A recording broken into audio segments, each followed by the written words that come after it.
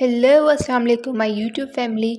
आज की रेसिपी इंतहाई मज़े की और आसान तरीके से मैं आपको बताऊंगी और बिल्कुल रेस्टोरेंट स्टाइल चिकन टेंडर्स, जिसकी रेसिपी अब आपको मैं स्टार्ट करके बता रही हूँ। हमने चिकन स्टेक पीस ले लेने हैं और आपने मुर्गी वाले को सिंपली कह देना है कि हमें स्टेक पीस काट दे। घर में आप अगर स्टेक पीस काटना शुरू करेंगी तो कुछ मोटा, कुछ पतला, कुछ इस तरह से आपके कटेंगे। तो बेहतर ये है कि आप मुर्गी वाले को बोले कि हमें स्टेक पीस की कटिंग कर दें। उसके बाद आपने स्टेक पीस को बीच में से ऐसे हाफ़ कर देना है, जैसे कि मैंने आपको दिखाया है। आप चाहते हैं तो इस हाफ़ का भी एक और हाफ़ कर ले, मतलब 4 हिस्से, ठीक है? ये बात मैं आपको करके दिखा रही हूँ। जी, हमने सबसे पहले हाफ़ किया था, जैसे हमने पहले किया है, पहले वीडियो क्लिप में। अगर आपने वहाँ तक ही रखना है तो ठीक है। अगर आपने इसको मज़ीद हाफ़ करना है, लाइक आपको लग रहा है चिकन स्टेक आपका ज़्यादा और थिक हो गया है, मोटा हो गया है, तो आपने इसको मज़ीद हाफ़ कर देना है, जिस तरह से मैंने आपको ये भी करके दिखाया है। हाफ़ का हाफ़ कर देना है, ठीक है? उसके बाद क्या स्टेप्स हैं वो मैं आपको साथ साथ बताते रहूँगी। तब तक आप मेरी वीडियो को लाइक करें, सब्सक्राइब करें और खूब सारा शेयर करें। और अगली मेरी रेसिपी क्या होनी चाहिए वो कमेंट सेक्शन में ज़रूर लाजमी आप कमेंट करें। अच्छा जी, अभी हमारे देखिए चिकन स्ट्रिप्स बन के रेडी हो गए हैं। ये स्टेक पीस थे जिसको मैंने स्ट्रिप्स की फॉर्म में कन्वर्ट कर दिए हैं।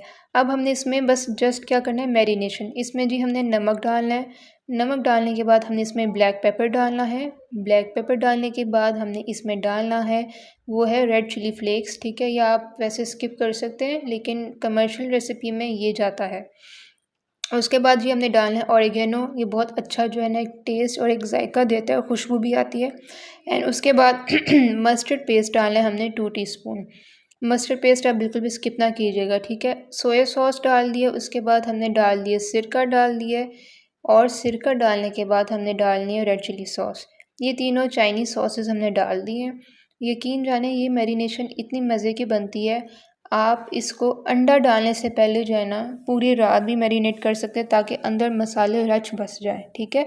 अभी मैं आगे अंडा डालूंगी तो वो भी मैं आपको दिखाती हूँ।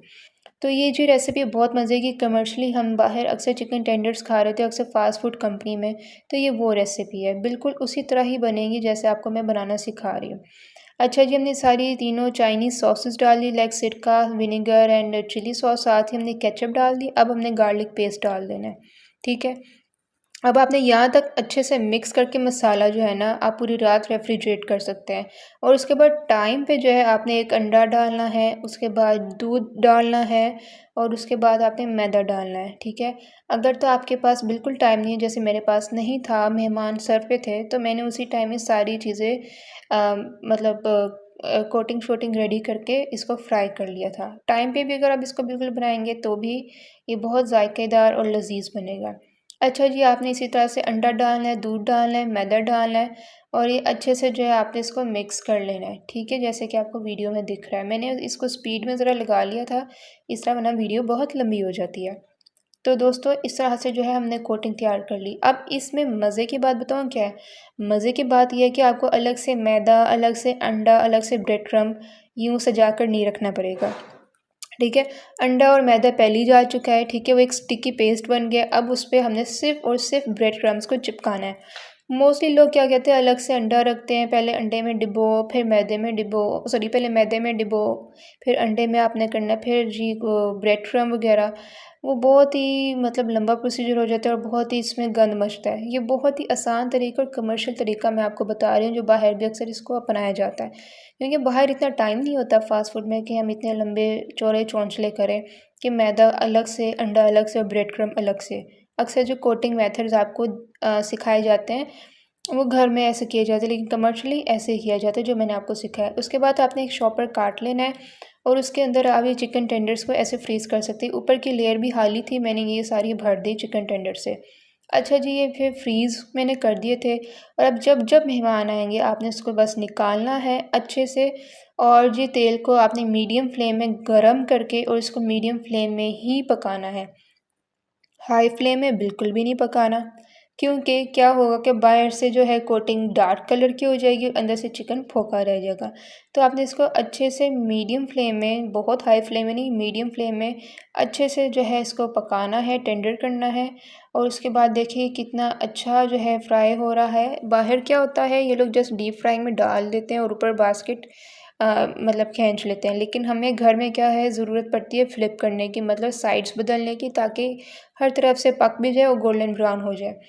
تو جی یہ ہے چکن ٹینڈرز ہمارے بالکل ریڈی ہیں۔ میری مزید ریسیپیز کے لیے آپ مجھے پلیز کامنٹ کریں کہ میں مزید آپ کو کیا سکھاؤں، اور پلیز میرے چینل کو گرو کرنے کے لیے آپ لائک کیجئے، سبسکرائب کیجئے، شیئر کیجئے، پیج کو فالو کیجئے، میرے لنکس کو شیئر کیجئے۔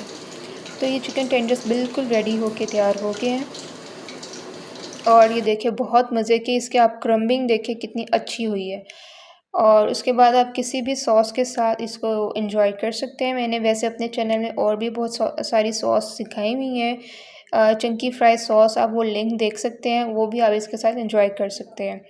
اچھا جی، یہ ہمارے جی ریڈی ہو گئے ہیں چکن ٹینڈرز، جس کو ہم چکن سٹرپس بھی کہہ سکتے ہیں۔ دیکھیں میں آپ کو اس ٹائم کانٹے کی مدد سے کاٹ کے دکھا رہی ہوں کہ کتنا سافٹ بنا، اندر سے بالکل جوسی بنا ہے، جیسے ایک باہر لائک کمرشل چکن ٹینڈرز ہوتے ہیں جو اکثر ہم فروزن آئٹمس لے رہے ہوتے ہیں ڈفرینٹ برانڈس کے، تو یہ وہ چیز ہے۔ لیکن گھر میں بنانے کا فائدہ کیا ہے، برکت بہت پڑتی ہے، اور ہمیں آدھے ہی پیسوں میں کافی سارے جو ہے یہ پیس مل جاتے ہیں، تو بچت بھی ہو جاتی ہے۔ اسی طرح ہی آج کی ویڈیو میری ختم ہوتی ہے۔ تو یہ تھے چکن ٹینڈرز۔ میرا موبائل اتنا اچھے سے کیچ نہیں کرا تھا، تو دعا کیجیے آپ کی بہن کا جو ہے چینل مونیٹائز ہو جائے، تو میں اچھا سے ایک سیل فون لوں تاکہ میری ویڈیوز مزید اچھی سی بن سکے۔ فی الحال تو میں اسی سیل فون سے گزارا کر رہی ہوں۔ تو ویڈیو ختم ہوتی ہے، میں آپ کو مزید اس کی ایک کلپ دکھاتی جس میں نے اپنے بھائی کو سرو کیا تھا، اس کو بہت پسند آئے تھے چکن ٹینڈرز، اور اس نے مجھے بہت شاباشی دی تھی۔ سو آج کی میری ویڈیو یہیں ختم ہوتی ہے، انشاءاللہ آپ سے ملاقات ہوتی ہے نیکسٹ ویڈیو میں، تب تک کے لیے اللہ حافظ۔